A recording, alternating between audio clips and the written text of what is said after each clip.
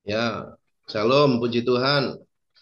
Ya, saya serahkan langsung ke Pak Ondarka untuk sesi sharingnya. Ya, terima kasih. Baik, Shalom. Bisa dengar dengan baik ya? Shalom. Siplah. Ya, kita memasuki apa?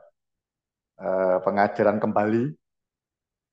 Ini dari tentang ketaatan atau ketundukan ya dalam jemaat, kemudian harus dibawa ke keluarga pribadi masing-masing ya.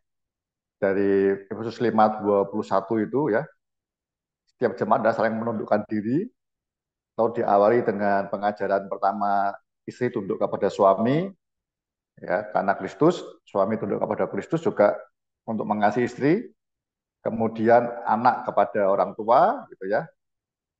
Nah, yang terakhir ini hamba-hamba kepada tuan, sebaliknya tuan kepada hamba. Sebenarnya secara tersirat ya, Anda bisa menangkap tiga hal ini.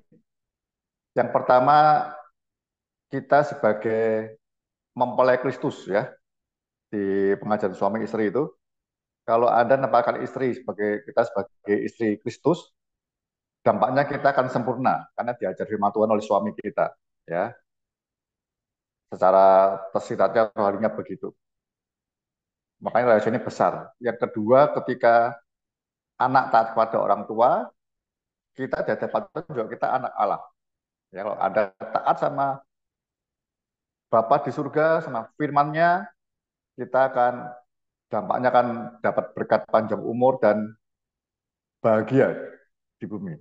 Tadi secara rohani, ini secara jiwa. Dan yang terakhir ini sama, kalau kita ini hamba dan punya Tuhan di dunia, dikatakan sebaliknya kita ini harus seperti hamba-hamba Kristus ya, melakukan mereka seperti kita melakukan untuk Kristus. Hamba, upaya kita akan menikmati tanda kutip berkat jasmani pemberian Tuhan selama di dunia ini. Baik, kita akan selesaikan Efesus 6 ya, ayat 5 sampai dengan 9. Sekaligus yang tuan-tuan ya, sebaliknya lakukan hal yang sama seperti hamba. Saya baca ya, Efesus 6 mulai ayat yang kelima. Hai hamba-hamba, taatilah tuanmu yang di dunia dengan takut dan gentar, dengan tulus hati, sama seperti kamu taat kepada Kristus. Jangan hanya di hadapan mereka saja, untuk menyenangkan hati orang, tetapi sebagai hamba-hamba Kristus. Muncul ya, kita sebenarnya juga harus, sesungguhnya kita ini hamba-hamba Kristus. Maksudnya kita punya Tuhan Kristus sebagai Tuhan kita, yang dengan segenap hati melakukan kehendak Allah. Ya, apa yang kita kerjakan, apa yang kita, dan apapun yang Anda kerjakan, kita lakukan segenap hati, ya, kita lakukan untuk melakukan dengan kehendak Allah ya, dengan segenap hati melakukan kehendak Allah. Semua yang kita kerjakan, pelayanan kita semuanya itu Allah kehendaki, ya. Anda mengerjakannya semuanya lakukan seperti kita melakukan untuk Tuhan.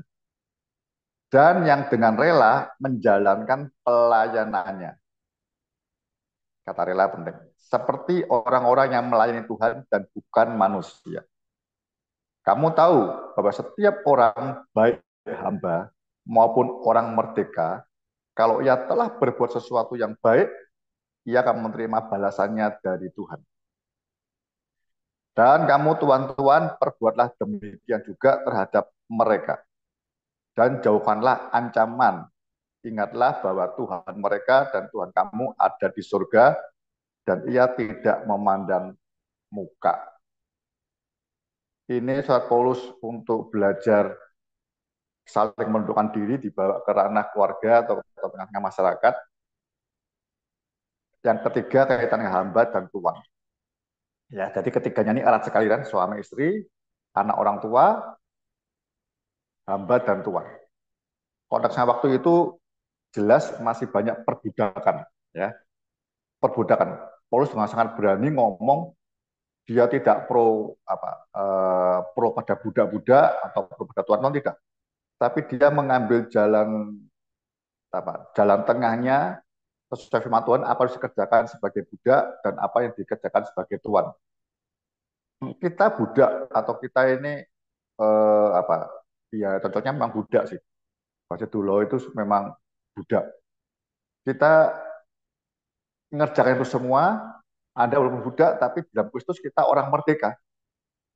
Jadi diajarkan untuk mengerjakan semuanya seperti untuk Tuhan. Mengerjakan pekerjaan itu seperti kita melakukan kehendak Allah. Begitu ya. Coba saya pelan-pelan ya, ayat-ayat kita mau lihat. Yang pertama kali, hai hamba-hamba, taatilah Tuhanmu yang di dunia, yang ada di dunia ini, dengan takut dan gentar, dan dengan tulus hati.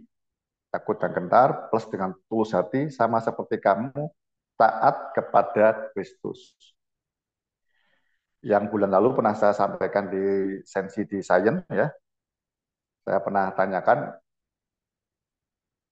kalau kita ini pernah kerja atau jadi pembantu atau jadi kerja sama orang apapun bentuknya ya, kita akan lebih apa?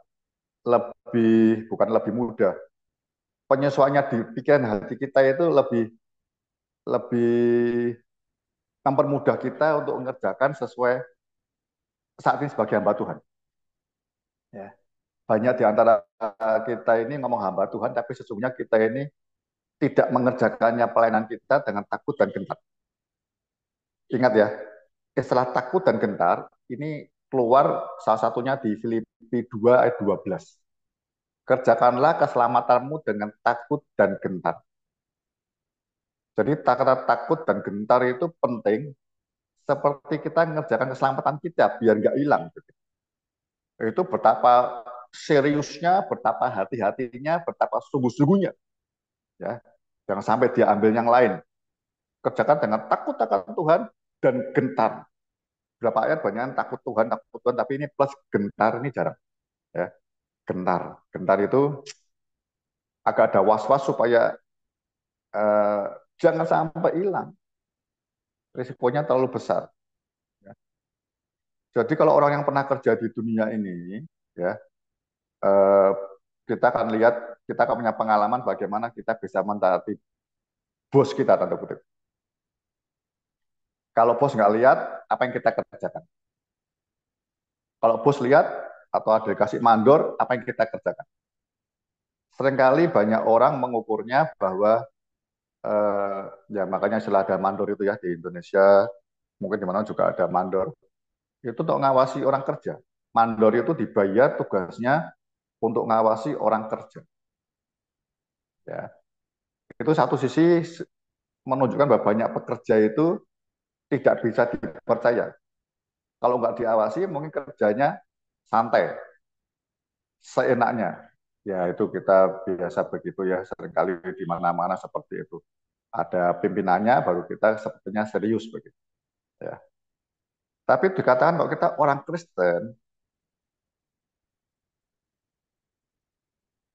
kalau kita hamba Tuhan dan kita pernah kerja di dunia, ini kita harus punya hati untuk takut dan gentar sama Tuhan kita yang ada di dunia.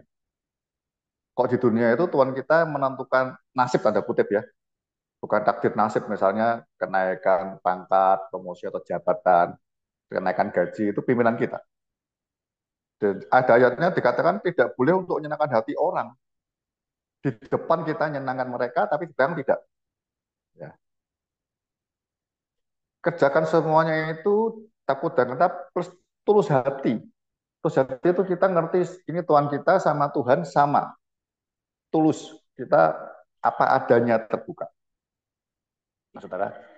Nah, kalau kita yang tidak pernah kerja, ya kita belajar saja. Ya, percaya bagaimana ngelola kita ini sebagai hamba Tuhan yang tidak ada ngawasin ya.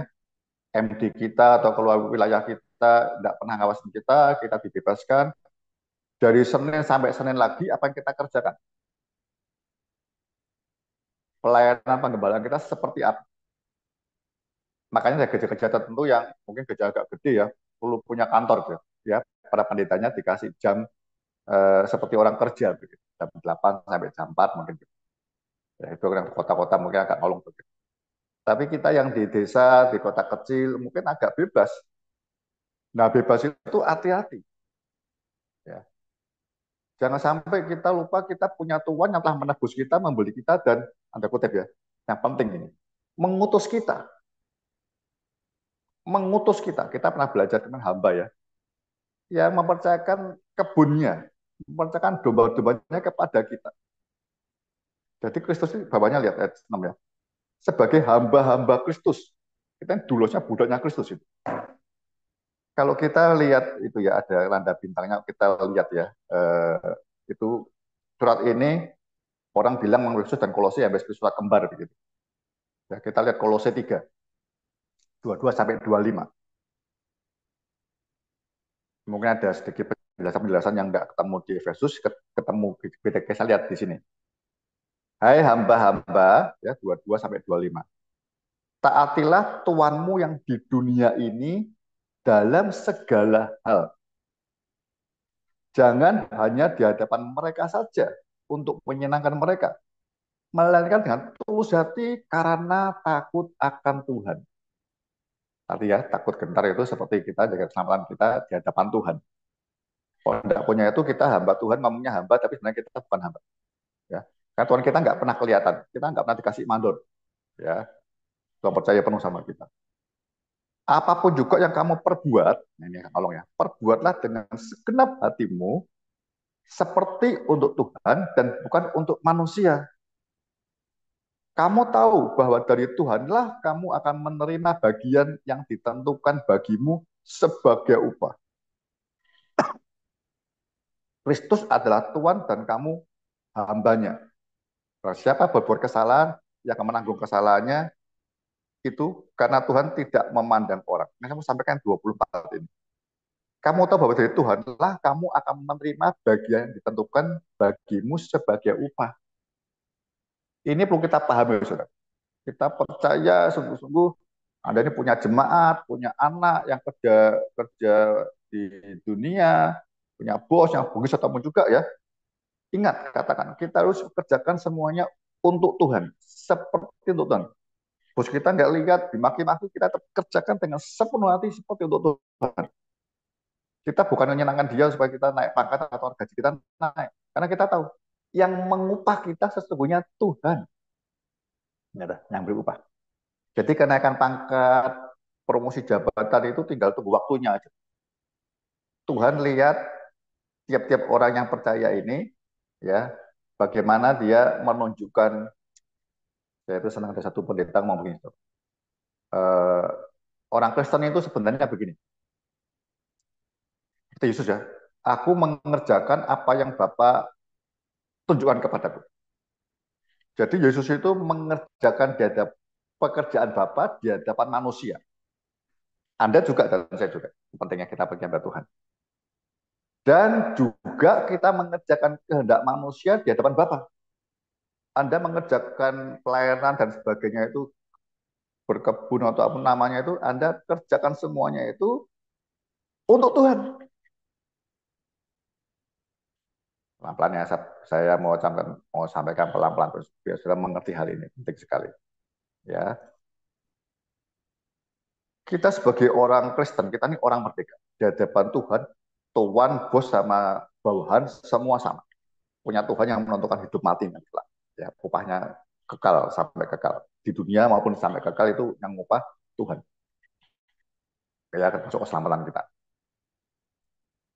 Jadi kita ini harus bukan sekedar membayangkan, kita ini memahami, mempercayai bahwa Tuhan selalu mata Tuhan melihat selalu seperti CCTV yang nggak pernah mati. Dikatakan Tuhan tidak pernah tertidur atau terlelap. Dia melihat karena dia mempertaruhkan segala hal intensitas dia sebagai Allah yang penuh kasih dan sebagainya, kudus sebagainya itu dalam hidup kita. Jadi orang tidak bisa lihat Tuhan, tapi orang bisa lihat hidup kita, karya kita, pekerjaan kita. Yang terkenal di Matius 5:16 ya. Biarlah mereka melihat perbuatanmu yang baik, sehingga mereka memuliakan Bapakmu yang di surga.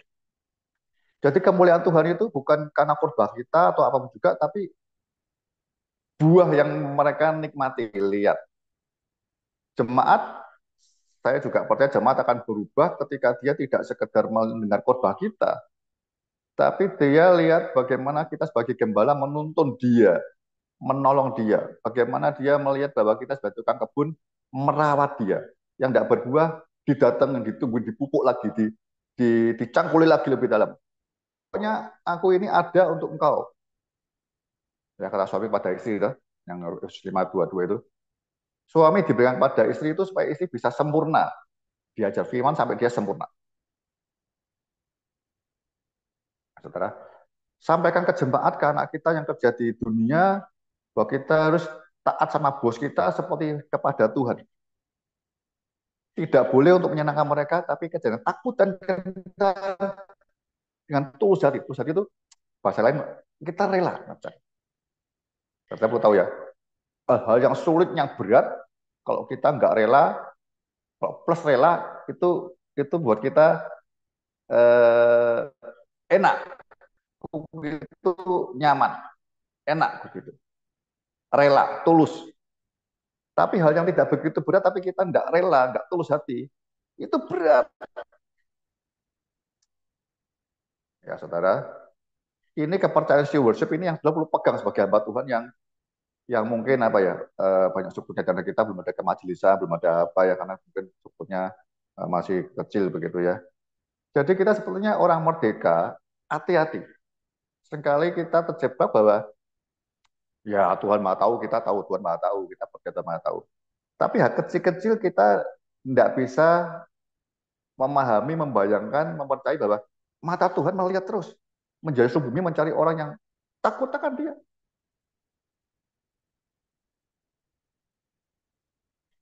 Upah sekali lagi berkat itu bukan yang tentukan Tuhan.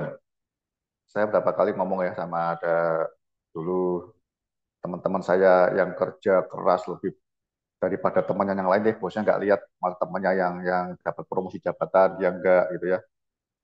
Sekali kita berkeluh kesah, Pak aku ini sudah mulai nggak kuat di kerjaan, di kantor, dimanapun juga. Eh, Mereka santai-santai, saya ini yang nggak kasih ke saya semua. Dia hampir nggak kuat, hampir mau putus asa. Tapi saya bilang begini, Tuhan tidak tidur, dia melihat segala halnya. Kerjakan sepenuhnya.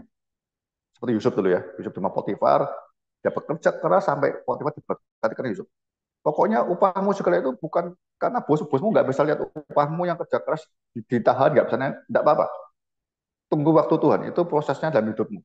Tanggung jawab itu selalu dilatih Tuhan dalam hidup kita dengan semua hal yang terjadi dalam hidup sehari demi sehari.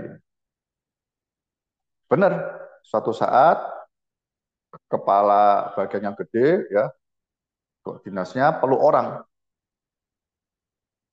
Lihat laporannya yang nggak pernah absen, yang kerjanya lebih keras, sering lembur-lembur, orang ini dipilih dia ada suatu kepala bagian. Ingat baik-baik ya, jangan tertipu oleh iblis seperti Adam dan Hawa. Dikatakan Allah tidak ada, dia berfirman, Hawa jawab, bukankah kita kalau Allah berfirman kalau makan buah ini akan mati? Dia bilang tidak. Yusuf ditipu oleh si Potifar, Allah tidak ada, nggak lihat. Tapi dengan mata iman dia ngerti.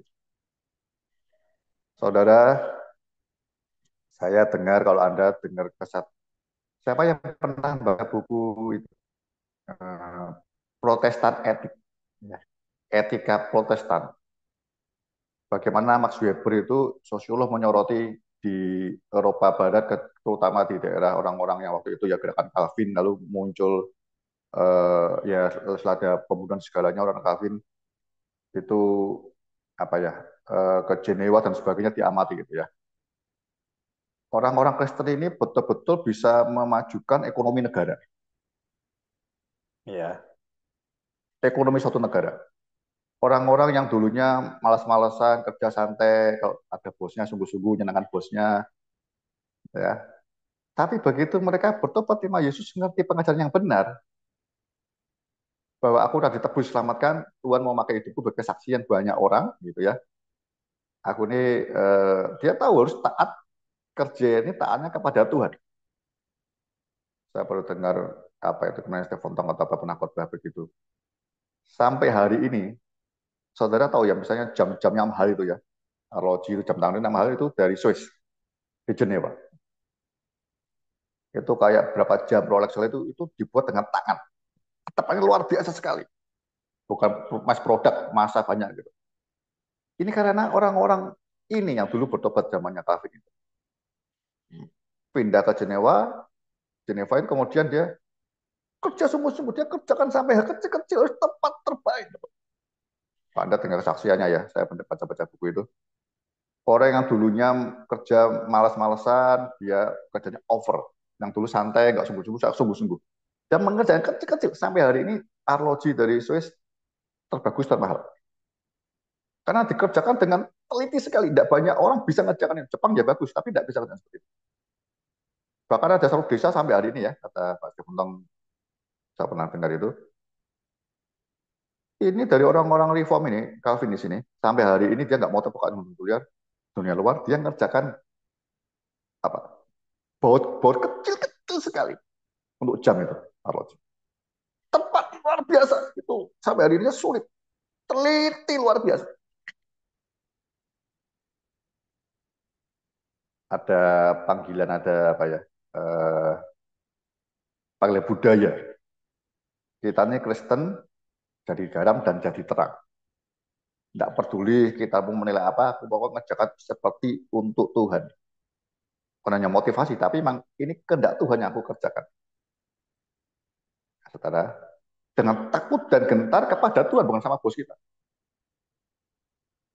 Saya percaya plan kita akan berubah sama sekali. Saya percaya jemaatmu akan menjadi saksi di mana-mana. Ya, toh? Masuk jam 8, dia setengah 8 sudah datang duluan. Ya, kerja keras, kerjakan. Semua jam 4 pulang, dia sampai selesai, sampai jam 5, setengah enggak apa-apa. Kerjakan dulu yang terbaik. Karena aku bekerja untuk Tuhan. Orang Indonesia itu terkenal katanya begini, ada manajemennya manajemen D katanya. Durung bahasa Jawanya, atau belum. Tiap kali ini ada satu podcast yang saya dengar, ini orang konsultan beberapa perusahaan tentang SDM, dia gregetan karena banyak orang dikasih deadline tanggal target selesai, dites ditanya mana targetnya. Oh iya Pak, belum Pak. Kapan? Saat secepatnya Pak. Nggak mau ngasih deadline tanggal kapan. Ya, makanya saya, ya ada beberapa orang musul, Pak, nggak usah dikasih list. Saya kasih list. Supaya saya belajar planning dirinya. Senin jam 7 malam 7.15 saya ada Zoom ngisi. Nanti kan beda. Ya aku kerjakan ini. Jadi ada macam-macam Anda ini prioritas. Ya. Segala hal terus. Anda ini melatih supaya kita ngerti aku ini mengajar sesuatu untuk Tuhan, Tuhan biasanya nilai hidup. Lihat ya. Anak-anak nggak usah ada gurunya, anak sekolah tidak pernah nyontekin juga tidak. Nolong orang juga tidak. Kerja sendiri. Karena aku takut Tuhan. Aku dan bentar akan Tuhan. Di Yusuf. Nanti semuanya orang akan melihat ini saksi yang beda dengan sekitarnya. Yang memberi upah nilai itu kita tahu Tuhan. Bukan karena guru atau bos kita. Bukan. Saudara, ini penting. Ya, ini penting. Kita kembali ke Efesus 6. Sama seperti kamu taat kepada Kristus, jelas itu ya. Tulus hati kuncinya.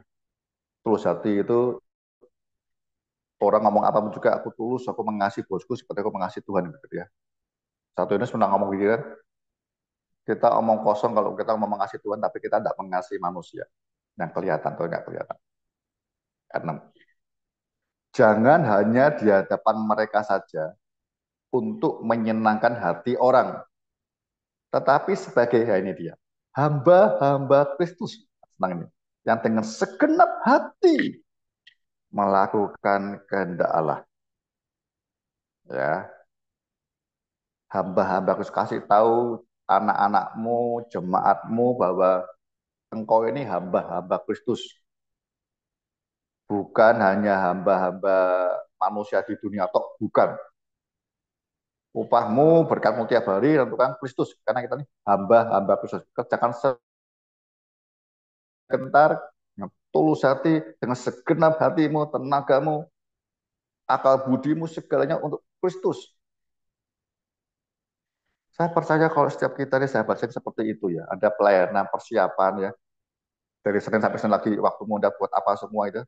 Jangan terkecoh, semakin jemaatmu habis, ada bang sungguh-sungguh lagi. Cari jiwa cangkul lagi yang ada, ditolongin supaya mereka jadi saksi, bisa menang orang lagi. Jangan malah Anda tinggal, aduh makin sedikit, makin tua-tua, khotbah sembarangan aja, kayak mereka nggak ngerti dah. Anda makin cari sampingan kemana-mana, jangan. Itu bukan, kita bukan hamba Kristus. Ingat ya, bulan lalu awal tahun ya, kita belajar apa? Tuhan, kita percaya yang tidak berbuah, Tuhan akan potong. Kita ngomong begini, Tuhan jangan dulu, ya tahun 2025 ini aku mau sungguh-sungguh menyangkul sungguh-sungguh dan memupuk sungguh-sungguh lagi. Yakinkan Tuhanmu. Itu kalau kita konteksnya kemarin itu ya, Lukas 13 sampai hari ini. Anda tahu ya, nanti seperti Yusuf itu. Jadi Potifar diberkati atau tidak bos kita, itu tergantung Yusuf, tergantung kita. Wah. Jadi garam dan terang itu bukan sekedar garam dan terang untuk kepentinganku, imanku, Yesus toh. Iya, itu nomor satu. Nomor dua, orang-orang itu akan merasakan tanda kutip bahasa kita berkatnya. Di mana engkau hadir, mungkin konteksnya kalau kita pelayanan, di mana jemaatmu hadir di gerejamu, dia akan menikmati. Anda ini hamba gembala yang sungguh-sungguh mengasihi melayani aku. Wow. Semakin orang yang tidak mudah mengerti, Anda semakin persiapan lebih baik lagi bagaimana sampai mereka mengerti firman Tuhan. Iya, berdoa minta Roh Kudus, belajar lebih banyak, sederhanakan firman, mungkin tidak banyak-banyaknya, satu dua ayat aja khotbahnya, tapi didalemin pelan-pelan. Hatinya yang penting, aku kerjakan semua untuk Tuhan. Kita jemaat tua-tua nggak ngerti, belum bisa baca terus tidak peduli. Aku yang akan lebih minta hikmat, bekerja lebih keras, bagaimana caranya. Kalau bos kita lebih bengis pun tidak peduli. Kita ini hamba-hamba Kristus. Wow. Yang taat kepada Kristus. Terputus aku. Itu mana baca di perpustakaan saya ada tuh. Max Weber. Protestan etik. Karena etika Protestan, PDB suatu negara itu berubah drastis maju. Karena ada orang Kristen. Ada Yusuf Potifar diberkati. Halo. Please. Dunia membutuhkan kita. Yang tentunya hamba-hamba Kristus yang dibutuhkan. Ya, hamba-hamba Kristus. Ingat ya, anak-anakmu sekolah, kuliah, bekerja, jemaatmu sekolah, kuliah, apapun juga. Ini membawa perjanjian seperti zaman Allah dengan Abraham. Jadi berkat buat banyak orang. Jangan minta berkat terus. Kita jadi berkat. Nanti Tuhan pasti memberkati kita. Kalau kita mau jadi berkat buat orang lain. Jadi fokusnya di jadi berkat itu kita akan lebih berpikir banyak perkara supaya nama Tuhan dimuliakan. Bukan hanya itu. Orang-orang kita tolong sampai mereka berbuah lebat. Ayat 6 ini yang perlu digarisbawahi, dengan segenap hati melakukan kehendak Allah. Kita ini seringkali ada podcastnya siapa ya? Ini seru. Saudara misalnya dan saya ini kerja di suatu apa ya? orang buat kue lah misalnya, ya, buat kue. Kue itu Anda tahu digaji 1 juta misalnya, atau 2 juta, 2 juta ya. Ada kerja sebulan, gaji 2 juta, Anda tahu kuenya dijual berapa gitu ya. Kita bisa hitung, oh kalau 2 juta aku yang ngasih. Kalau kalau 2 juta berarti aku kerja ya santai. Pokoknya aku hitung selama 2 bulan hasil produksiku ya cuma 2 juta itu. Tidak memberi lebih lagi. Tidak yang segenap hati seperti Tuhan, tidak. Ya wes dia nggak gaji saya cuma 2 juta, ya udah. Gua juga kerja setahun 2 juta itu. Ada orang itu ngomong begini, hal-hal itulah yang membuat bosmu bangkrut. Kalau kita pas terus ya 2 juta pas terus. Lah bos kita kan perlu bayar listrik, ya toh? Dan sebagainya. Ya. Listrik lah, apalah, peralatan yang lain lah. Banyak hal. Kalau nggak bisa bayar ya tutup. Kerjakan lebih. Saudara. Anda ditarget gajimu 2 juta, bekerja sungguh-sungguh sampai Anda bisa menghasilkan 5 juta. Itu bosmu digerakkan atau ngerti ya.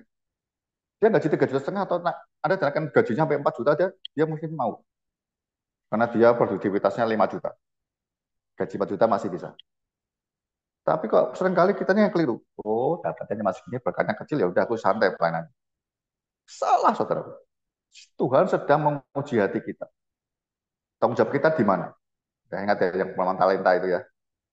Dia ini minta pertanggungjawaban. Pertanggungjawaban itu kita Tuhan latih dalam hidup kita lewat hal-hal masalah sehari-hari. Cara pandang kita kalau tidak bisa dengan segenap hati untuk Tuhan, ya, suka akal budi dan sebagainya, bisa luput, bisa loss. Kita juga, persembahan cuma segini ya, gajinya cuma dapat sebulan cuma kecil, ya udah aku ngasih seenaknya. Anda cari sampingan di luar. Jangan, saudara. Jangan. Kita rugi besar, rugi bandar semua, akan dipotong semua. Nanti saudara dan saya akan nangis. Jangan. Ya, itu penting. Ucapkan baik-baik dengan segenap hati. Tadi tulus hati ini segenap hati. Ayat 7. Dan yang dengan rela, nah, tambah rela, menjalankan pelayanannya seperti orang-orang yang melayani Tuhan dan bukan manusia. Rela. Rela itu buat apapun juga kita rela hati. Kita akan suka cita dan melakukannya. Dimaki-maki, diapa juga. Kita rela kok. Ya toh? Mungkin apa ya, ada kalau tahu konflik keluarga atau apa, misalnya istri atau apa, seringkali cerita-cerita begitu ya. Mungkin dipukulin suaminya atau apa ya, tetangganya semua ngomong, udah tinggal aja.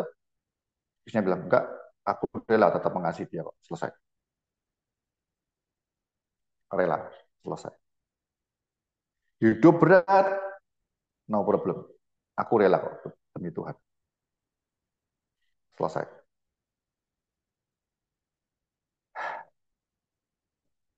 Rela. Rela itu memberi kelegaan. Iblis tidak bisa apa-apa kalau kita rela. Anakmu nakal atau apa juga, cuma semua menghujat pada Anda. Aku rela. Aku rela. Saya itu sedikit melompat ya. Coba saya kok ingat ayat.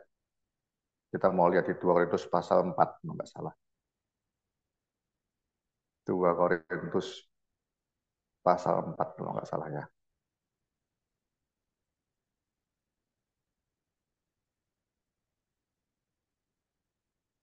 Ayat berapa ya? Ayat 7. Mulai.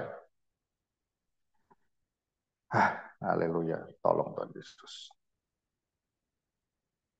2 Korintus pasal 4 ayat 7. Anda perlu ngerti penyataan Tuhan seperti apa. Kita seringkali terlalu muluk-muluk sehingga kita ngejakannya, kerelaan kita itu nuntutannya penyataan Tuhan yang luar biasa sekali kita. Ya, kita memberi hati, memberi tenaga, pelayanan kita itu seringkali kita ini minta upah yang spektakuler sebenarnya. Ada catatan baik-baik ayat 7 ya. Tetapi harta ini kami punyai dalam bejana tanah liat. Nanti pada keselamatan itu. Supaya nyata bahwa kekuatan yang melimpah-limpah itu berasal dari Allah, bukan dari diri kami. Kita baca atas saya. Ayat 8 baik-baik. Dalam segala hal kami ditindas. Namun tidak terjepit. Bukankah dalam semangat diloloskan? Tidak. Kami habis akal. Namun tidak putus asa. Itu yang luar biasa minta Tuhan. Mujizatnya nggak nyata kelihatannya, tapi kuat terus. 9 ini luar biasa. Kami dianiaya. Maunya kita lepas ya. Ya kita doa maunya aman, damai ya. Supaya nggak dianiaya. Kalau dianiaya pun mintanya dilepaskan. Ya nih. Kami dianiaya. Namun tidak ditinggalkan sendirian. Kami dihempaskan. Namun tidak binasa. Kalau kita ngisi ya coba ya. Hondarka atau siapalah ya. Saya Hondarka. Dalam segala hal kami ditindas, koma. Namun apa tiba ditindasnya? Kita pengen apa? Namun apa? Aku habis akal. Namun apa? Tolong Tuhan beri hikmat. Ini cukup tidak putus asa. Ini orang sederhana, enggak seorang yang kuat imannya yang penting enggak usah. Cukup tidak putus asa, kekuatan di dalam muncul, jalan terus rela, tulus hati. Kami dianiaya, namun tidak ditinggalkan sendirian. Tuhan menyertai aku. Tetap sakit maupun waktu budaan sering dianiaya itu budak-budak. Dia tahu, nggak pernah sendirian aku ini.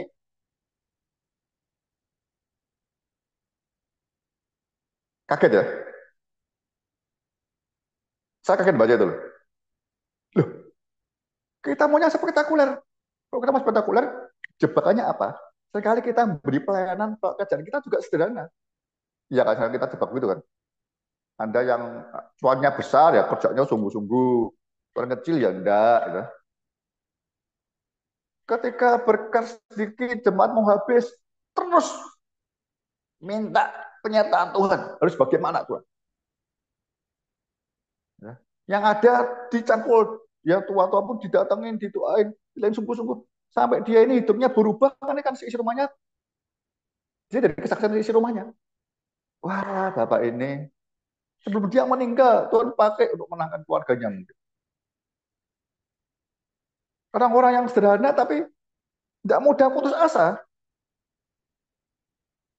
nggak nggak apa ya, masa sulit pacok itu, panen gagal, bukan ngomel-ngomel, bukan, enggak. Aku ngerti, ini proses dalam hidupku.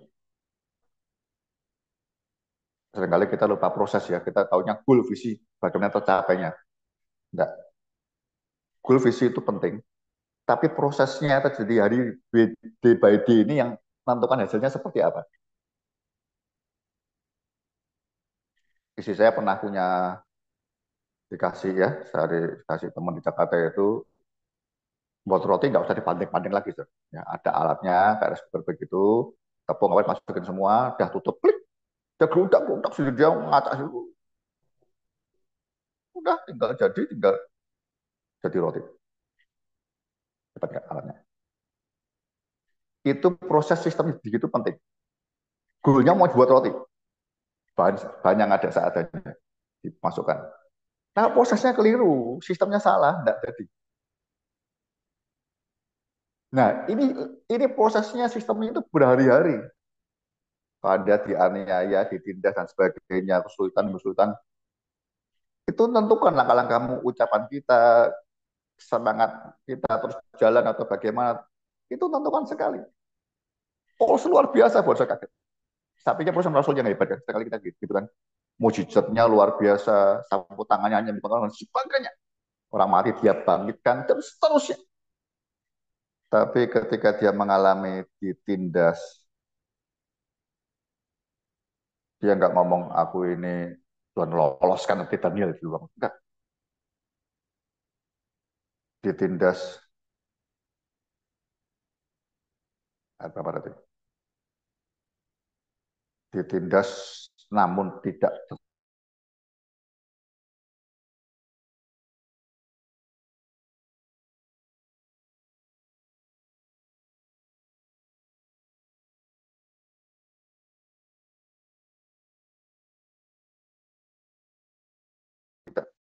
namun tidak ditinggalkan sendirian.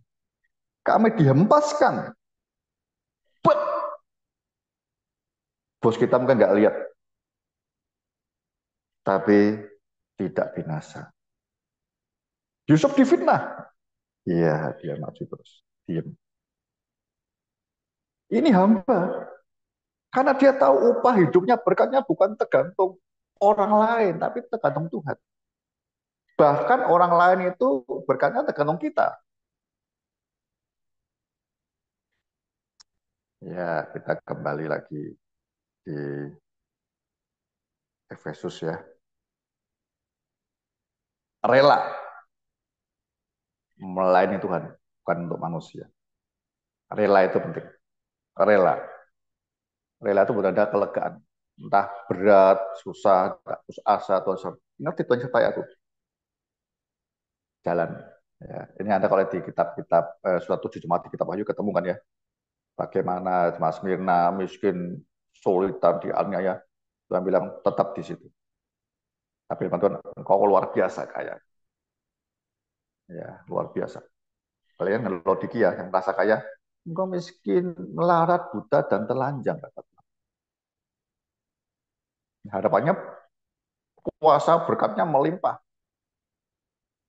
Tapi dari hadapan Tuhan bukan itu. Ini loh, ketika kesulitan dia tetap rela, tetap jalan, tidak putus asa, tetap sungguh-sungguh, tetap segenap hati, tetap tulus, tetap sepenuh hati. Aku terus belajar terus, tidak mudah menyerah.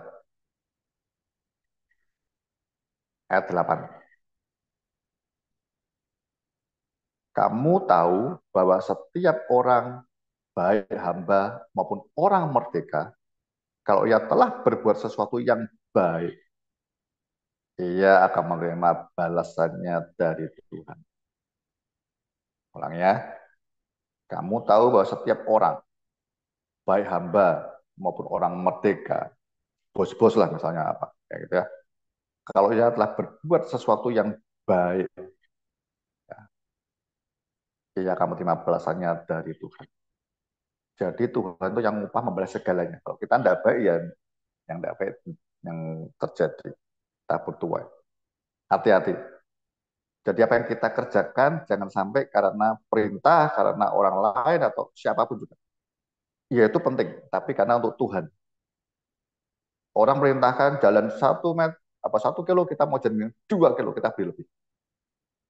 Orang terberkati, Yusuf begitu. Kalau dia kerjanya sama dengan Potifar, dia kerjanya sama dengan pegawai lain.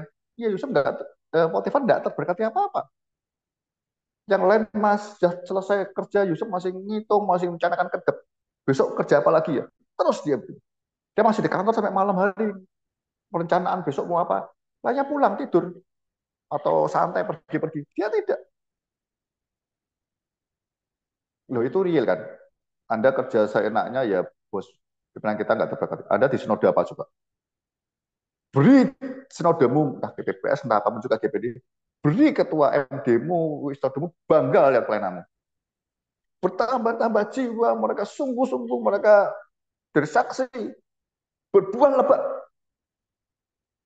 Engkau mungkin di desa terpencil, tapi ada catatan khusus di sinodemu. Pak A, Pak B yang di kampung terpencil mungkin bos Nodoja nggak pernah tahu kampung itu di mana. Tapi ada satu nama, ya siapalah Pak Yeremia atau siapa BPS itu luar biasa pelayanannya untuk Tuhan.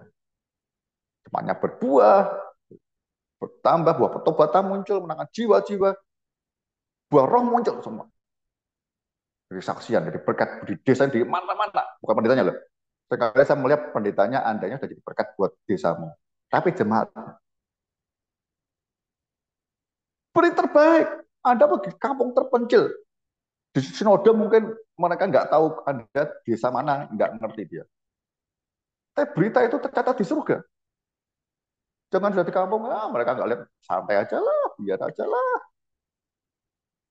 Mata Tuhan, dia adil, dia akan membalas segalanya. Please, jangan terkecoh oleh iblis. Jangan terkecoh oleh iblis. Dia selalu rencananya sama seperti ketika dia nipu Hawa dan Adam dan Hawa. Dia sama rencananya ketika dia menipu Yusuf. Tidak ada Allah. Yusuf tahu, aku tidak bisa berdosa terhadap Allah, bukan ada Potifar. Saudara tahu hari ini kita hamba-hamba Kristus, bukan hamba sinodem, bukan. Bukan hanya itu. Pria terbaik berjual lebat untuk kemuliaan Kristus. Anda itu bakal kerajaan surga yang upah hidupmu, berkatmu itu surga. Amin ya.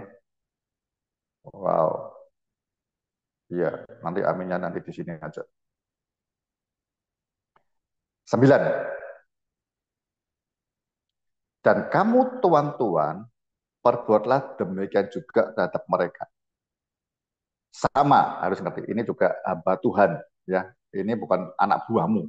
Ini bukan yang kita bisa perintah seenaknya, bukan. Apalagi janganlah ancaman, ya. Ngancam-ngancam itu zaman dulu budak begitu. Bosnya ngancam sampai dibunuh pun nggak ada masalah. Budak nggak ada hak, ya. Kayak demokrasi itu yang Sokrates Yunani itu sebenarnya bukan demokrasi sesungguhnya. Karena ada perbudakan sekitar 30%, mereka tidak punya suara apa-apa. Ditindas habis-habisan. Ya, Tuhan harus berbuat seperti hamba pada Kristus. Hamba-hambamu itu, ya, kira-kira kamu jemaat atau siapapun ya, apa ada waktu ketua punya ada ketua MD atau ketua wilayah Lampung, Sumbaksel, dan sebagainya, itu hamba-hamba itu sama dengan kita. Mereka juga hamba-hamba Kristus. Terus kita menolong dia. Kalau kita beri target boleh, ditolongin. Apa masalahnya? Kesulitannya apa? Ditolongin. Sampai semua berbuat untuk kemuliaan nama Tuhan. Ingatlah bahwa Tuhan mereka dan Tuhan kamu ada di surga dan dia tidak memandang muka.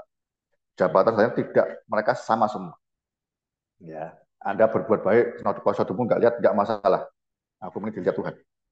Ya. Berkembang gerejamu nggak dilihat, nggak ada apa kan, tidak masalah. Aku mengasihi pimpinanku, aku mengasihi Tuhan. Ya. Tuhan ada di surga dan dia tidak memandang muka. Ya, ketua sinode siapapun jemaat sama di hadapan Tuhan. Hati-hati. Kalau urusan Tuhan ini, kita perlu belajar yang baik itu belajar dari kitab Filemon saat itu.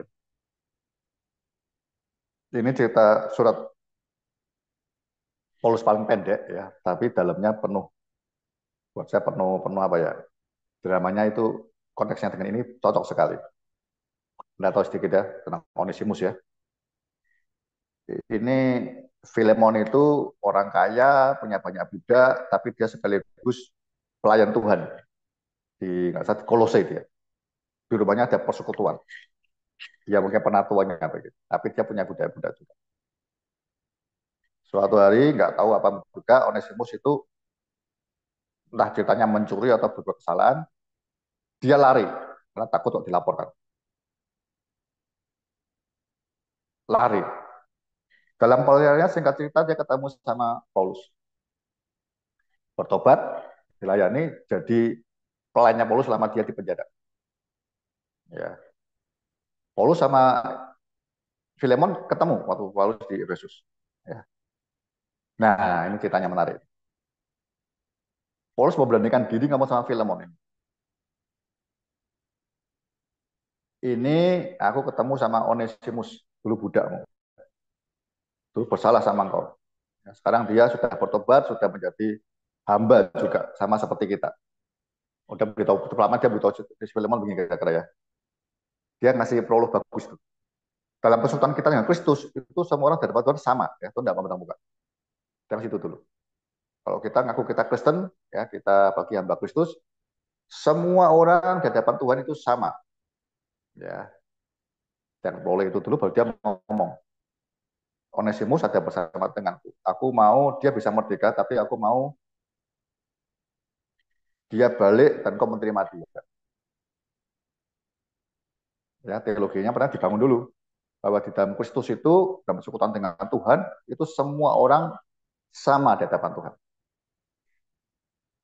Ya, Anda mau orang S3 jemaat, mau sekolah, semua di hadapan Tuhan. Orang budak yang suka berontak sama orang yang paling baik itu semua di hadapan Tuhan sama. Selama dia jadi pohon di gerejamu, domba di gerejamu, itu tanggung jawab kita semua sama.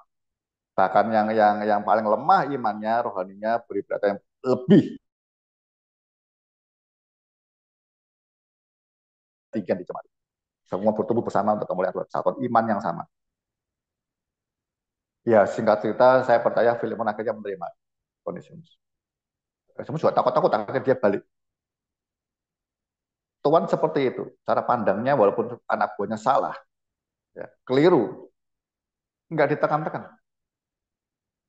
Apalagi yang saudara seiman. Anda bisa baca di Petrus ya. Di mana ya? Kita coba lihat ya. Misalnya Titus 2:9 misalnya.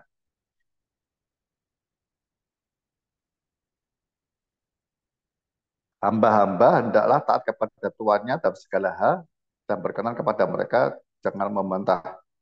Oh ya, itu tidak boleh debat, membantah tidak boleh. Saya mau sampaikan mana ya? Ada satu lagi ya.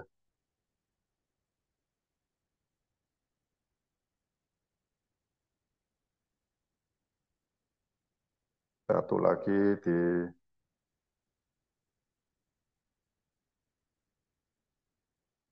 satu lagi mau saya baca kok lupa.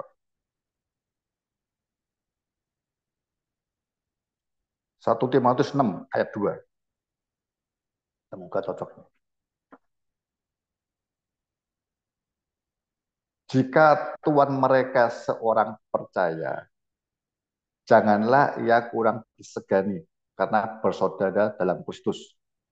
Melainkan hendaklah ia dilayani mereka dengan lebih baik lagi. Karena Tuhan yang menerima berkat pelayanan mereka ialah saudara yang percaya saudara yang percaya dan yang kekasih. Ini juga sebaliknya, ya saudara. Kalau Anda punya, ya mungkin anakmu atau coba punya bos ya, ada saudara iman yang bekerja, ya, tidak boleh tekan-tekan, tolongin dia. Ya. Yusuf itu jadi karirnya dia bukan karena KKN naiknya nanti ya, tapi memang ditolongin untuk dia dikasih tahu, untuk dia bisa mengerjakan lebih daripada yang lain, karena bosnya juga anak Tuhan. Jadi kita nolongnya mereka, berkatinya di hadapan mereka sama semua, ya fair. Tapi satu sisi kita tidak sekedar mendoakan, tapi kita menolong mereka untuk berbuat berani lebih lagi. Tapi Filemon ini tadi kita kembali ke Filemon, dia masih punya bodoh yang lain mungkin. Bayangkan perasaannya ketika dia menerima Onesimus, bodohnya seperti apa? Tapi dia nggak malu terima sebagai saudara iman. Ya, itu satu sisi yang paling reputasi pertaruhkan supaya, tapi sisi lain sebagai saksian budak-budak ini lihat bosnya ternyata tidak menganggap orang-orang yang apalagi seiman ya itu budak sepenuhnya. Nah hati itu penting saudara. Kita sebagai hamba Kristus, Anda tidak boleh mandang muka, tetap yang terbaik sama semua, ya. Apapun latar belakangnya, Anda layani seperti itu Tuhan. Tuhan, hamba semuanya di mata Tuhan sama-sama. Baik, saya rasa mungkin ini dulu ya. Saya sampaikan nanti kita bisa tanya jawab ya. Anda boleh bertanya dulu, diskusinya nanti desain aja. Bertanya beberapa hal yang terlintas di benak Anda yang bertanyakan, tanyakan dulu ya. Baik, terima kasih. Tuhan berkati kita semua. Ya, terima Silakan. kasih. Silakan teman-teman kalau ada yang ditanyakan, boleh angkat tangan dulu.